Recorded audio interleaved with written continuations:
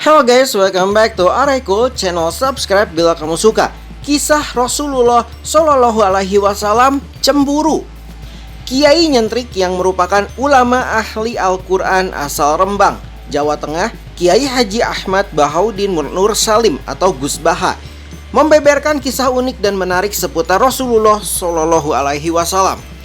Gus Baha mengisahkan perihal Rasulullah pernah merasa cemburu kepada nabi yang lain. Kecemburuan perihal fasilitas yang diberikan Allah kepada nabi lain berupa mukjizat yang menakjubkan. Nabi itu pernah cemburu. Ya Allah, saya ini sama-sama Rasul, tapi kok kirang wow. Nabi Sulaiman, engkau kasih angin, mau kemana saja bisa terbang pakai angin, bukan jet, angin terangnya. Jawaban Allah atas rasa cemburu Rasulullah Shallallahu Alaihi Wasallam. Namun atas pertanyaan Rasulullah Shallallahu Alaihi Wasallam di atas tersebut tadi, Allah Subhanahu wa Ta'ala menjawab bahwa kemuliaan yang diberikan oleh Allah ialah berupa nikmat keseharian yang tidak dianugerahkan kepada rasul-rasul lain selain Muhammad Shallallahu Alaihi Wasallam. Beberapa nabi juga dikasih mujizat begini-begini, protes Rasulullah sebagaimana dituturkan Gus Baha.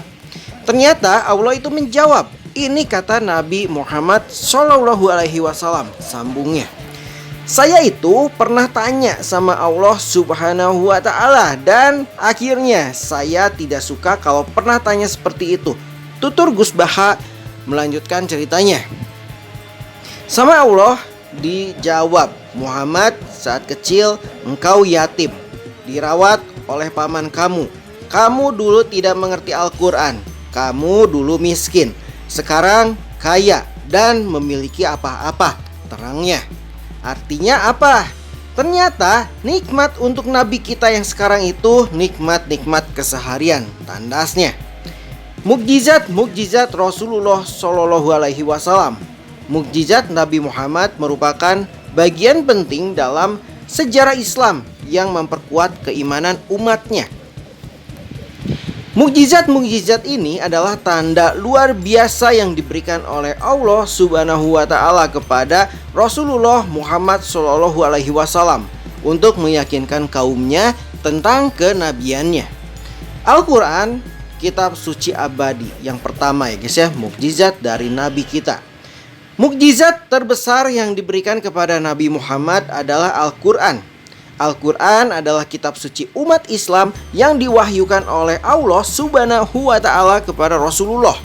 Ibnu Hajar Al-Asqalani menjelaskan bahwa Al-Quran adalah mukjizat teragung yang hanya diperuntukkan untuk Rasulullah.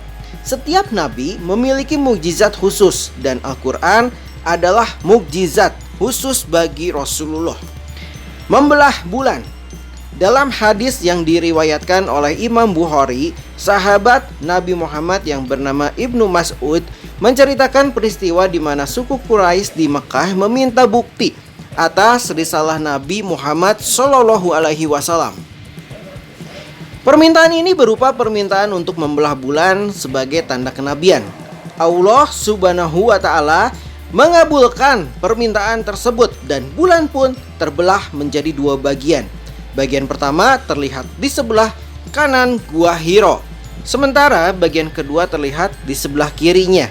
Peristiwa ini menjadi salah satu mukjizat yang mengesankan yang menunjukkan kenabian Nabi Muhammad Shallallahu Alaihi Wasallam.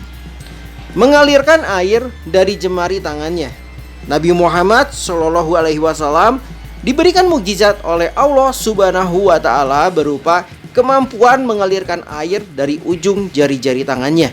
Kejadian ini bukanlah satu kali saja, melainkan terjadi beberapa kali selama masa hidupnya. Salah satu kisah yang menggambarkan hal ini adalah diriwayatkan oleh sahabat Jabir ketika Rasulullah berada di daerah Syajarah atau Hudaybiyah bersama sekitar 1.500 orang sahabat, lalu menurunkan dan menghentikan hujan.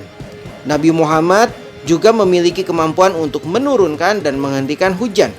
Ketika Madinah mengalami musim kemarau yang panjang, Rasulullah berdoa kepada Allah untuk menurunkan hujan. Allah mengabulkan doanya dan hujan turun selama 1 minggu penuh. Kemudian saat Rasulullah memohon agar hujan berhenti, doanya juga dikabulkan. Dinaungi awan di atasnya. Buhaira kagum melihat awan putih yang mengikuti kafilah unta yang sedang bergerak. Ketika mereka berhenti di kaki gunung pasir di mana pendeta tersebut berada, mereka membuat perkemahan dan beristirahat di samping sungai yang kering. Pada saat itulah awan putih juga berhenti di tempat tersebut. Namun tak lama kemudian awan putih itu menghilang, digantikan oleh pohon-pohon yang condong sehingga daun-daunnya dapat dipegang. Pohon-pohon yang memberikan naungan ini memberikan perlindungan kepada seorang anak yang sedang duduk beristirahat di bawahnya.